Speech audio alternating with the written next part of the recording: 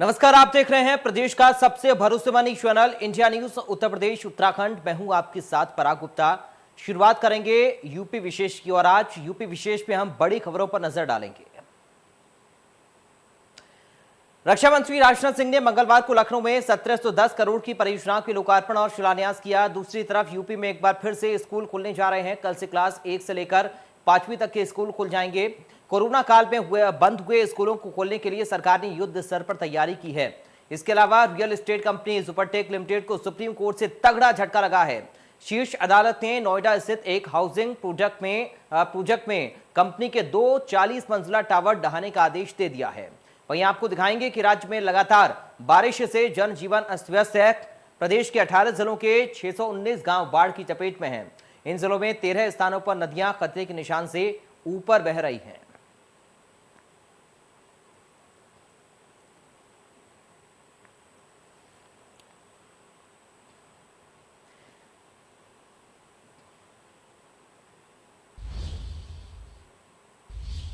तो चलिए शुरुआत करते हैं। रक्षा मंत्री और लखनऊ से सांसद राजनाथ सिंह ने मंगलवार को लखनऊ को चौक फ्लाईओवर समेत 1710 करोड़ की सौगात दी।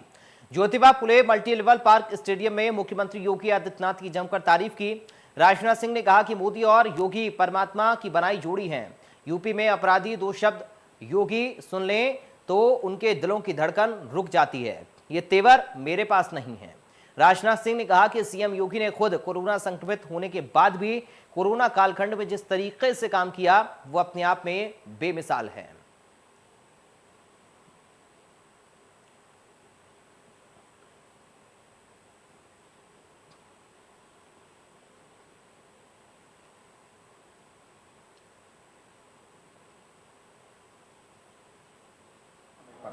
जिस तरीके से है, अब कानून और व्यवस्था का जहां तक प्रश्न है, अब उसके बारे में मुझे कहने की जरूरत नहीं है। मैं समझता हूं कि 2 शब्दों का नाम यदि योगी जी का कोई सुन ले, योगी, तो दिल की धड़कन अपराधियों की बढ़ जाती है। अब चाहे कोई कुछ भी कहे, लेकिन अपराधियों के ऊपर तो सख्ती होनी ही चाहिए। अपराधियों को किसी भी सूरत में माफ नहीं किया जाना चाहिए। हमारे मुख्यमंत्री श्री योगी आदित्यनाथ जी न हो। और साथ संवाददाता लखनऊ से खुर्रम निजामी लाइव जुड़ गए अधिक बातचीत और जानकारी के साथ। खुर्रम, आज क्या क्या रहा लखनऊ में जब राजनाथ सिंह पहुंचे, तो कौन कौन सी सौगात उन्होंने लखनऊ वासियों को दी है?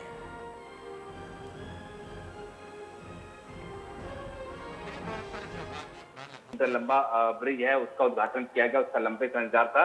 उसके लिए प्राण लखनऊ में आवागमन बेहद आराम हो जाएगा। और राजनाथ सिंह ने भी अपने भाषण में यही कहा कि वो चाहते हैं कि लखनऊ में यातायात संबंधी कोई भी दिक्कत हो वो दूर होनी चाहिए, चाहे वो ट्रैफिक जैम हो, चाहे जो हो, चाहे पार्किंग की बात हो।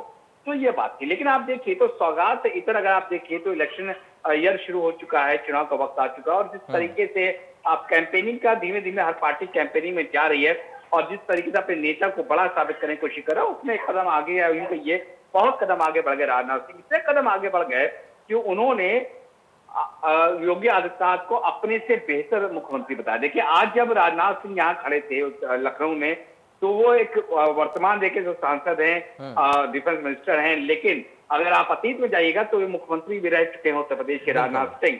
और अगर उत्तर प्रदेश का पूर्व मुख्यमंत्री वर्तमान मुख्यमंत्री की तारीफ के कसीदे पढ़े और कहे कि वो तेज तर्रार है, मुझसे ज्यादा तेज तर्रार है, अपराधियों को खौफ खाते हैं, अपराधियों से खौफ खाते हैं, और उनको मोदी योगी को एक बड़ा वरदान के तौर पर स्थापित करने की कोशिश की राजनाथ सिंह, तो ये बताता है कि योगी आदित्यनाथ का मुकाम क्या हो चुका है भारतीय जनता पार्टी में, और सीनियर लीडर्स के कतार में वो किस तरीके से शामिल होते चले जा रहे हैं, ये आपको समझ में आएगा।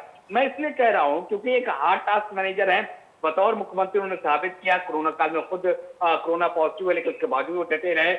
ये बात भी राजनाथ सिंह ने कही। लॉ एंड ऑर्डर फ्रंट पर बात कही जो सबसे अहम बात है, क्योंकि आप देखिए चाहे बहुजन समाज पार्टी की सरकार रही, यानी कि मायावती, या अखिलेश यादव की सरकार रही हो पिछली, तो इन दोनों सरकारों में जो सबसे बड़ी दिक्कत आई थी वो ये थी कि लॉ एंड ऑर्डर फ्रंट पर वो बहुत ज्यादा कारगर नहीं थे। हालांकि एडमिनिस्ट्रेटिव लेवल पे मायावती की आज भी तारीफ होती है, लेकिन जब लॉ एंड ऑर्डर आता है तो मायावती भी कटघरे में खड़े हो जाती हैं। और रैया इंजीनियर हत्याकांड आप याद कर लीजिए किससे होता। अखिलेश यादव में आएंगे तो वो दिक्कत वहां भी थी, लॉ एंड ऑर्डर की वहां भी थी। लेकिन जब भारतीय जनता पार्टी सरकार आई तो यही माना गया था कि लॉ एंड ऑर्डर फ्रंट से कैसे निपटेंगे योगी आदित्यनाथ। तो आज राजनाथ सिंह ने 4.5 साल के बाद ये साबित कर दिया कि अपराधी, ये उन्होंने साबित करने की कोशिश की कि जिस तरह से अपराधी थर-थर कांपते हैं, उनका नाम सुन करके वो खौफ होना चाहिए। बहुत दिनों के बाद उत्तर प्रदेश की सरजमीन पर कोई पूर्व मुख्यमंत्री, किसी पार्टी का बड़ा नेता ये कहे कि अपराधियों में खौफ होना चाहिए, तो आप समझ सकते हैं कि किस तरह से स्टैंपिंग एंडोर्समेंट हो रहा है मुख्यमंत्री योगी आदित्यनाथ का लॉ एंड ऑर्डर फ्रंट पर। ये बात थी। तीसरी खास बात ये कही कि वो सांसद है, तमाम डेवलपमेंटल काम वो यहाँ करा रहे हैं। उन्होंने ये भी कहा कि अगर योगी आदित्यनाथ मुख्यमंत्री नहीं होते तो शायद वो पेस नहीं होता डेवलपमेंट का जो पेस अभी देखने को मिल रहा है। तो कुल मिलाकर इसे पैकेज के तौर पर देखिए तो efficient chief minister, development oriented chief minister, एक strict chief minister, hard task force chief minister और लॉ एंड ऑर्डर पर एक सशक्त हस्ताक्षर उस पर स्ट्राइक करने वाला मुख्यमंत्री योगी आदित्यनाथ के तौर पर बताया है राजनाथ सिंह ने। तो इस पैकेज प्रस्तुत किया है उत्तर प्रदेश की कैपिटल से, लखनऊ से। चलिए, बहुत शुक्रिया खुर्रम आपका तमाम जानकारी और इस बातचीत के लिए। रक्षा मंत्री राजनाथ सिंह ने पूर्व मुख्यमंत्री कल्याण सिंह के लिए आयोजित श्रद्धांजलि सभा में कहा कि कल्याण सिंह जी के साथ मेरा रिश्ता एक नेता, एक बड़े भाई और एक मित्र जैसा था। वो कठोर निर्णय लेने में डरते नहीं थे। जब वे बीजेपी के प्रदेश अध्यक्ष थे तब मैं भाजपा का प्रदेश अध्यक्ष था। 1977 में वो स्वास्थ्य मंत्री बने। उस समय ये टिप्पणी की जाती थी कि एक दिन वो मुख्यमंत्री बनेंगे।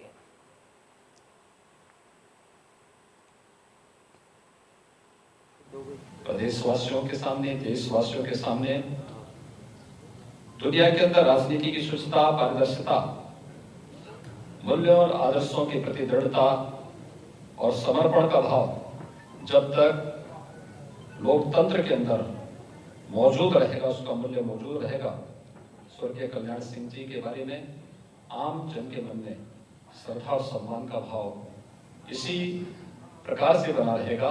आज के इस अवसर पर एक सामान्य परिवार में जन्म लेकर के अपने कृतित्व के माध्यम से महानता हासिल करने वाले ऐसे महामानवों को प्रदेश शासन की ओर से, प्रदेशवासियों की ओर से विनम्र श्रद्धांजलि अर्पित करता हूं। एक बार मैं सरस विधान पर निर्वाचित हुआ तो रहने की कोई जगह क्या नहीं थी, तो स्थायी कोई वैसा निवास नहीं। उन्होंने कहा कि राजनाथ सिंह, ये कहना नहीं पड़ा, आपको हमारे आवास पर रुकना है। कई दिनों तक मैं उनके ही आवास पर मैं रुका था। सवेरे उठना, जैसा सुखम देव जी बता रहे थे, चाय पर सुनना, चाय पिलाना, खुद स्वयं कर लेते। उनको तीनों भूमिकाओं में मैंने देखा है, नेता, भाई और सखा। लेकिन ये तो तय है, जो आज हैं कल नहीं रहेंगे, जो कल थे आज नहीं। होने और न होने का यह सिलसिला लगातार चलता रहेगा, लेकिन एक भ्रम भी बराबर बना जाता है कि हम हैं और हम ही रहेंगे। यह भ्रम पलता भी रहता है। उत्तर प्रदेश में कल से बेसिक स्कूल खुल रहे हैं। शासन के आदेश पर स्कूलों की तैयारी पूरी हो गई है, लेकिन चमरोबा विधानसभा के बढ़पुर गांव में बच्चों के पढ़ने के लिए कमरे नहीं हैं। यहां के बेसिक स्कूल में 180 बच्चे हैं। बच्चों व टीचर्स के लिए महज एक रूम में 15x15 का है। अब इस स्कूल में कोरोना गाइडलाइन का पालन कैसे होगा? जिले की बीएसए कल्पना सिंह ने बताया कि शासन के आदेश पर हमने सारी तैयारी कर ली है। सुबह जिले के सभी स्कूल खुलेंगे।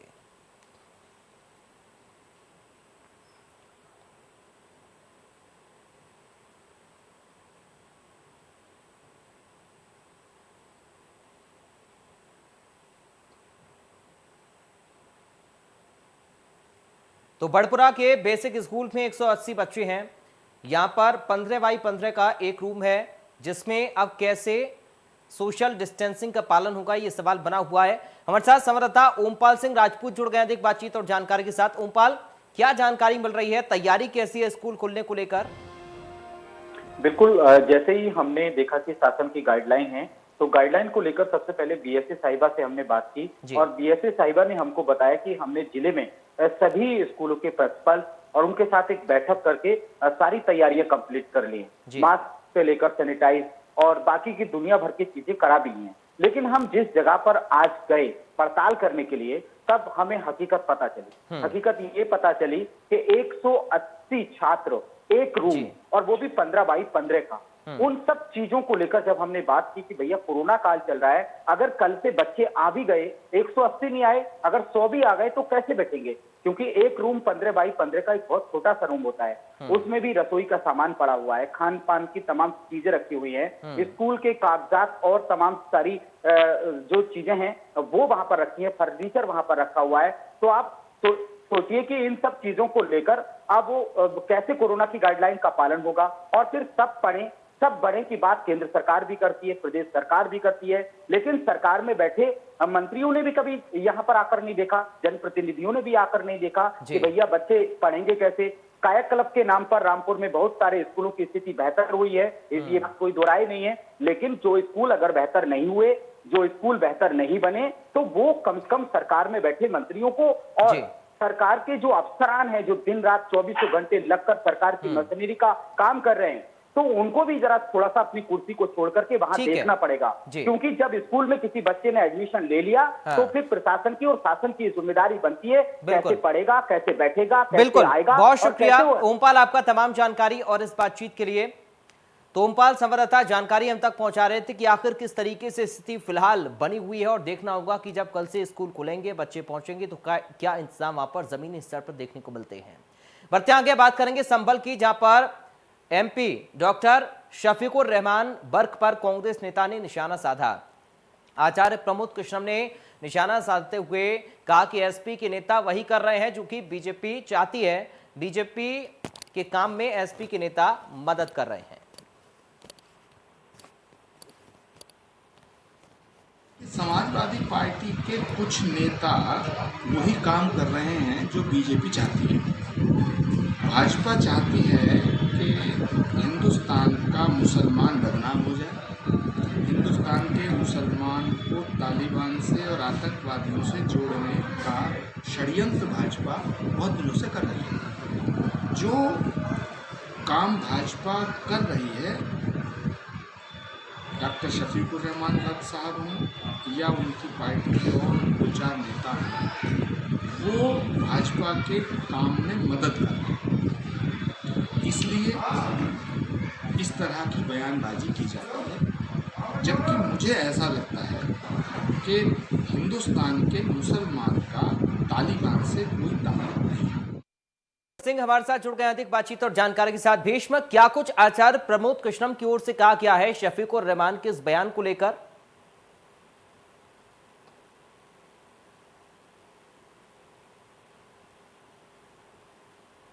कहीं विरोध हो रहा, और समाजवादी पार्टी के नेता खासतौर से सांसद शफीकुर रहमान बर्क ने जो बयान दिया उस पर उन्होंने निशाना साधा और सीधे तौर पर आरोप लगाया है कि ये कहीं ना कहीं भारतीय जनता पार्टी को फायदा पहुंचाने की कोशिश हो रही है, और ये भारतीय जनता पार्टी और समाजवादी पार्टी राजनीतिक फायदा उठाने के लिए इस तरह की बातें कर रहे हैं।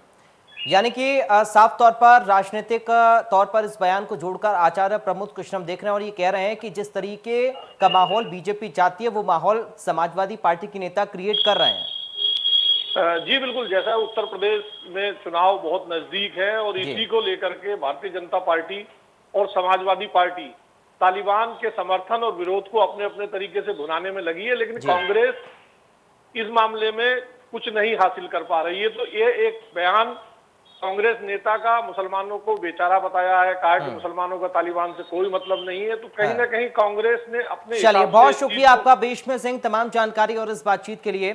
बढ़ते हैं आगे। उत्तर प्रदेश में बन रहे फिल्म सिटी और जेवर एयरपोर्ट पर योगी सरकार में कैबिनेट मंत्री सतीश महाना से खास बातचीत के हमारे संवाददाता ने। इस दौरान क्या कुछ उन्होंने कहा, सुनिए। नोएडा फिल्म सिटी और जेवर एयरपोर्ट, जी हाँ, ये दो ऐसे काम हैं जिसको लेकर योगी सरकार बहुत पर्टिकुलर है। कहाँ तक पहुंची दोनों योजनाएं, हम बात करते हैं योगी सरकार के कैबिनेट मंत्री सतीश महाना जी से। सतीश जी, बात पहले जेवर एयरपोर्ट की, शायद ज़मीन का जो हस्तांतरण वो भी हो गया है और इसकी शायद प्रधानमंत्री जी का भी एक बार टाइम निर्धारित हुआ था, कब दोबारा टाइम मिल रहा है, कैसे काम शुरू? जेवर एयरपोर्ट का काम समय से पूरा हो गया था, हमारा ज़मीन एक्विजिशन का और हैंड ओवर करने का, जो हमारा सिविल एविएशन डिपार्टमेंट है उसको, क्योंकि Jewar airport directly civil aviation department के द्वारा देखा है। हमारी यमुना एक्सप्रेसवे अथॉरिटी ने पूरे के पूरा लैंड बिना किसी विवाद से किसानों के सम्मान के साथ समझौता करके, किसी भी प्रकार का किसी किसान को कोई कठिनाई नहीं हुई, हमने पूरी की पूरी लैंड एक्वायर करके समर्पित कर दी थी, दे दी थी। उसके बाद उसमें बिडिंग हुई थी। बिडिंग में ज्यूरिक इंटरनेशनल एयरपोर्ट को बिड स्वीकृत हुई। उन्होंने पिछले साल मार्च में ही अपने सारे की सारी फॉर्मेलिटीज़ पूरे करने के पश्चात काम शुरू करना था, लेकिन दुर्भाग्य से पिछले वर्ष मार्च में ही कोविड आ गया और अंतर्राष्ट्रीय फ्लाइट से सारी की सारी बंद हो गई थी। बीच में नवंबर दिसंबर में थोड़ा सा ईज़ हुआ था, तो वो लोग आए थे और जो भी उनकी आवश्यक औपचारिकताएँ थी, मिनिस्ट्री ऑफ सिविल एविएशन से संबंधित, वन विभाग से संबंधित सारी क्लियरेंसेस चाहिए होती, उस प्रोसेस के अंतर्गत उन्होंने पूरा किया था। दोबारा उसका काम शुरू होना था, लेकिन दुर्भाग्य से फिर कोविड आ गया, इंटरनेशनल फ़्लाइट्स फिर रुक गई हैं। लेकिन हमारे ज़मीन उनको हैंड ओवर कर दी है। वो जल्दी ही वहाँ पर माननीय प्रधानमंत्री जी के द्वारा या मुख्यमंत्री जी जैसे भी निवेदन करेंगे, जल्दी उसका शिलान्यास होगा और उसके ऊपर काम शुरू होगा। निर्धारित समय लगभग 30 महीने के अंतर्गत जेवर एयरपोर्ट का काम पूरा हो जाएगा। मैं इस बात को कहता हूँ कि पहले इंडस्ट्रियलिस्ट हिंदुस्तान में आता था विदेशों से, हिंदुस्तान में आने के बाद या तो वो बेंगलुरु लैंड करता था या हैदराबाद लैंड करता था या फिर महाराष्ट्र लैंड करता था, मुंबई में, अन्य गुजरात में एक बहुत महत्वपूर्ण डेस्टिनेशन था। आज इंडस्ट्रीज दिल्ली में लैंड करके उत्तर प्रदेश रास्ता देखता है। मुझे इस बात के ऊपर गर्व है कि अगले कुछ वर्षों में जेवर में लैंड करके उत्तर प्रदेश में अपनी इंडस्ट्रीज लगाएगा। सर, जब फिल्म सिटी का जिक्र आता है तो हम लोग को पहला चीज़ ज़हन में आता है हिंदुस्तान में, वो है रामोजी फिल्म सिटी। सबसे बड़ी है, एशिया की बिगेस्ट है वो। तो क्या उससे बेहतर किन हालात में हम लोग देख पाएंगे अपनी फिल्म सिटी को? नए जमाने के साथ नई टेक्नोलॉजीज आती है, नई चीज़ आती है। रामोजी फिल्म सिटी अपने आप में एक महत्वपूर्ण था जिस समय वहाँ पर चेन्नई में इसका उन्होंने किया था। लेकिन मैंने कहा ना कि नई आजकल के ज़माने में आजकल की क्या आवश्यकताएं हैं उसके हिसाब से होता है। और मैं इस बात को कहता हूँ कि उत्तर प्रदेश ने जो फिल्म इंडस्ट्री पॉलिसी के लिए जितने इंसेंटिव्स दिए हैं, शायद देश का अन्य कोई भी राज्य उसको नहीं दे रहा। आज भी बड़ी संख्या में फिल्में उत्तर प्रदेश में बन रही हैं और जो हम इंसेंटिव्स उनको देते हैं, क्योंकि ये डायरेक्टली सूचना विभाग के द्वारा, एंटरटेनमेंट विभाग के द्वारा उसको देखा जाता है, मेरे को भी जानकारी है, मैं उसके बारे में भी जानकारी दे सकता हूँ। तो जो उनको इंसेंटिव्स देते हैं उसके कारण वो आकर्षित होते हैं। आज भी अगर हम देखें कि मुंबई में एक ज़माना था कि मुंबई में ही जो मुंबई के रहने वाले एक्टर होते थे या दुनिया भर के, जहाँ पर भी देश भर के विशेष रूप से मैं कहूँगा, जो एक्टर होते थे वहाँ पर जाकर बस जाते थे। मैं अगर पुरानी मुंबई को याद करूं तो जो फिल्में होती थी वो सारे के सारे खत्री और पंजाबी डोमिनेटेड लोग ही होते थे। चाहे कपूर परिवार हो, चाहे ओपी कोहली का परिवार हो, चाहे वो देवानंद जी हों, चाहे वो धर्मेंद्र हों, चाहे वो जितेंद्र हों, ऐसी वो एक लंबी श्रृंखला है। तो अगर पंजाब से जाकर मुंबई में वो अपने आप को सेटल हो गया, आज वो मुंबई का अपने आप को कहते हैं, ये अच्छी बात है। हर व्यक्ति जहाँ पर रहता है उसके प्रति लॉयल होना ही चाहिए और वो उनकी लॉयल्टी वहाँ मुंबई के प्रति है। इस बात को मुझे कहते हुए कुछ अब मुंबई वाले हो गए। तो इस नाते से अब जो प्रतिभाएं हैं, आज हमारे उत्तर प्रदेश से भी बहुत सारे ऐसे लोग हैं, उत्तर प्रदेश और बिहार से, जिन्होंने अपनी पहचान बनाई है मुंबई फिल्म सिटी में, फिल्म इंडस्ट्री में। सतीश मानस जी, इनका साफ तौर पे कहना है कि जेवर एयरपोर्ट 30 महीने के अंदर और उसके बाद बहुत जल्द नोएडा फिल्म सिटी हम सबके सामने होगा। अधूरा काम नहीं होगा, जो भी काम होगा वर्ल्ड क्लास होगा और सबसे बेहतर टेक्नोलॉजी में सबसे सर्वोत्तम होगा। इंडिया न्यूज़ के लिए खुर्रम जामी, रोहित के साथ, इंडिया न्यूज़ लखनऊ। मुख्यमंत्री पुष्कर सिंह धामी ने कहा है कि 5 महीने के भीतर रानी पोखरी में जाखन नदी पर नया मोटर पुल तैयार कर दिया जाएगा।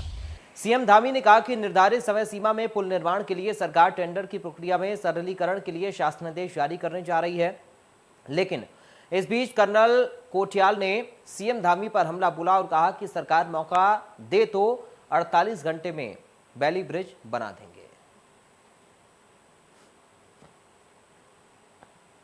उत्तराखंड के पहाड़ों को उत्तराखंड की वर्किंग राजधानी देहरादून से जोड़ने वाला जो मेन रास्ता है, उसके ऊपर एक सबसे इम्पोर्टेंट जो पुल था रानी पोखरी और डोईवाला के बीच में, वो पुल टूट गया। 27 तारीख को ये पुल टूटा, आज 5 दिन हो गए। क्योंकि लोग इस रास्ते को सबसे ज़्यादा इस्तेमाल करते थे और लोगों के अंदर चिंता है कि ये कैसे ठीक होगा, तो लोग ना परेशान हो रहे हैं। क्योंकि लोग बहुत ज़्यादा चिंतित हैं तो वो मेरे को भी अप्रोच कर रहे हैं।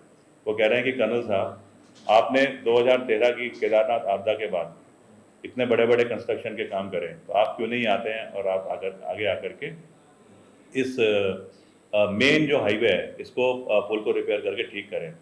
तो मैं कुछ सुझाव सरकार को देना चाहता हूँ, क्योंकि बहुत कम समय में बहुत एक्सट्रीम जो कंस्ट्रक्शन के काम होते हैं वो हमने 11,000 फीट वो हमने माइनस टेम्परेचर में बर्फ की इलाके में वहाँ पे पूरे करके दिखाए हैं। हमने 48 घंटे में उस ब्रिज को, बेली ब्रिज को 30 मीटर लंबे सब विपरीत परिस्थिति में लॉन्च करके तैयार करा था, जिसके लिए कि PWD तब कह रही थी 35 दिन लगेंगे। आज मेरा सुझाव है कि क्योंकि ये प्रोसेस हमने कर रखी है और बहुत ज़्यादा लोगों ने देखी है और लोग हम पे भरोसा कर रहे हैं कि शायद हम इस चीज़ को कर सकते हैं, तो हम सरकार को बोलते हैं इस ब्रिज को बनाने का तरीका, आप सबसे पहले तो इसके ऊपर टेम्परेरी बेली ब्रिज लगाइए, हमको टास्क दीजिए, हम बगैर किसी पॉलिटिकल पार्टी बने अपने एक्सपीरियंस को लेकर के आएंगे और वो ब्रिज लॉन्च करें। फिलहाल उत्तर प्रदेश विशेष में इतना ही, आप बने रहिए।